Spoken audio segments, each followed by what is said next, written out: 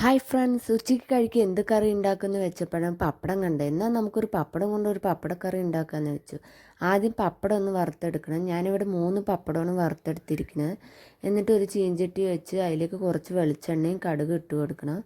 ഒരു സബോള ചെറുതായി അരിഞ്ഞും കൂടി ഇട്ട് കൊടുക്കണം. 2-3 പച്ചമുളക് ചെറുതായി അരിഞ്ഞും ചേർക്കണം.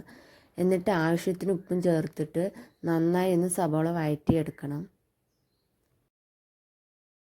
കുറച്ച് മഞ്ഞൾപ്പൊടി, 2 സ്പൂൺ മുളക് പൊടി, 2 സ്പൂൺ മല്ലിപ്പൊടി ഇട്ട് കൊടുക്കണം. എന്നിട്ട് ഈ പൊടികളോട് പച്ചമണം മാറുന്നത് വരെ നന്നായിട്ടൊന്ന് ഇളക്കി കൊടുക്കണം.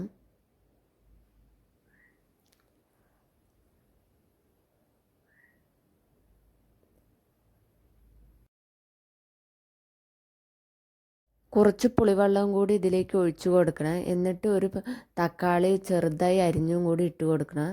എന്നിട്ട് നന്നായി തിളയ്ക്കണം. തിളച്ച് വരുമ്പോൾ നമ്മുടെ പപ്പടങ്ങൾ ചെറിയ കഷ്ണങ്ങളാക്കി അതിലേക്ക് ഇട്ട് കൊടുക്കണം.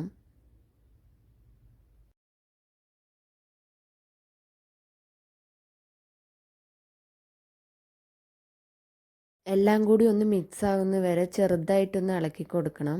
ഒരു 5 മിനിറ്റ്. അത് കഴിഞ്ഞ് നമുക്ക് ഗ്യാസ് ഓഫ് ചെയ്യാം. അപ്പോഴേക്കും നമ്മുടെ കറി റെഡി ആയിട്ടുണ്ടാവും.